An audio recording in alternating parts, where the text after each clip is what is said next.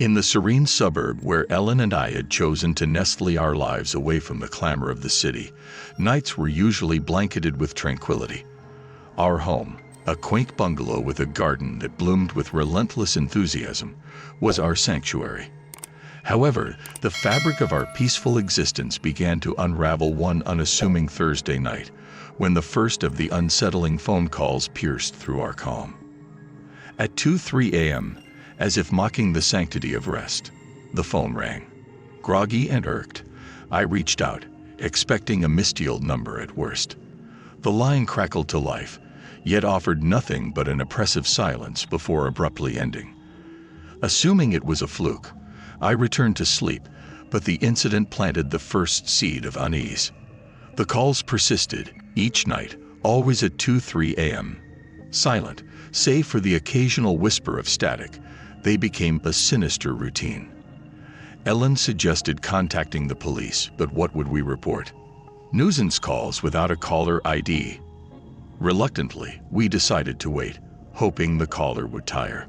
But then, the escalation came. One night, stirred from sleep by the now customary disturbance, Ellen noticed a shadow at the end of our walkway through the bedroom window. A hooded figure, still and silent, just stood there, watching our home. The sight chilled me to the bone. The next morning, we found no evidence of the visitor, but the image was seared into our minds. We debated installing security cameras or confronting the figure should it return. But the thought of provoking whoever, or whatever, was fixated on us, filled us with dread. The calls, now a harbinger of the figure's appearance, became a grotesque countdown to its nightly vigil. Ellen reached out to our friend, Mike, hoping to confide in someone who might offer more than just concern. However, Mike's reaction was peculiar. He seemed distant, almost evasive. Our conversation with him provided no comfort, only more questions. One evening, the phone's ring shattered the silence with unprecedented urgency. This time, a voice greeted us, a voice that bore an uncanny resemblance to Mike's, laden with a distorted mirth that made my skin crawl. "Look outside," it urged. With trepidation, I approached the window. The figure was closer than ever before, barely a dozen feet from our door. Panic gripped me, an icy vice that constricted my chest. The ensuing days were a blur of paranoia. The police, now involved, found little to go on. Our sense of safety crumbled, leaving us prisoners in our own home. Ellen and I took turns keeping vigil, but our nocturnal guardian seemed to mock our efforts, always just beyond reach, its motives as shadowy as its form. On a particularly stormy night, when the sky itself seemed to rage against our unseen tormentor, the pattern changed. The call came not at 2:03 a.m., but exactly at midnight. Instead of silence, a series of disjointed, garbled messages filled the line, each more disturbing than the last. They spoke of retribution, of a debt unpaid. Our confusion spiraled into terror. I decided to confront the figure, against Ellen's pleas.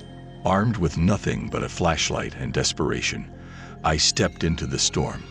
The figure stood as before, a specter at the edge of our reality. As I approached, it receded into the shadows, luring me away from the safety of our home.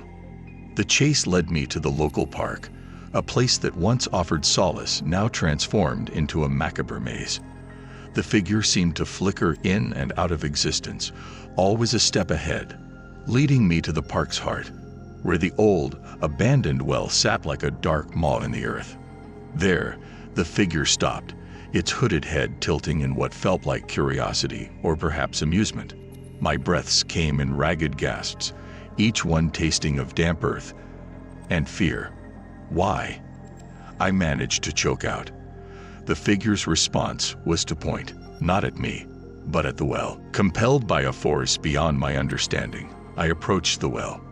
Peering into its depths, I saw something that defied explanation. A phone, identical to ours, lying at the bottom, its screen eerily aglow. The figure spoke then, its voice a chilling mimicry of Mike's, revealing a tale of guilt and vengeance. Years ago, a prank call led to a tragic accident, one that claimed a life. a life connected to the figure before me. Mike, overwhelmed with guilt, had confided in someone he shouldn't have. This vengeful spirit. I returned home, the figure's message haunting me. Ellen and I faced a truth too bizarre and horrifying to share. We were entangled in a web of guilt by association, victims of a past we had no part in. The calls stopped, as did the visits from our hooded sentinel. We were left to rebuild our lives, the shadow of those events lingering like a scar.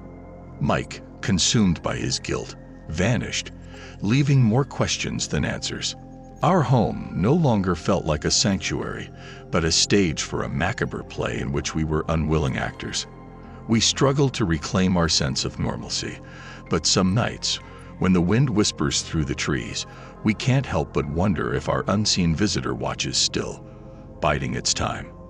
In the end, the horror wasn't just in the haunting, but in the revelation of human frailty and the lengths to which guilt and regret can manifest.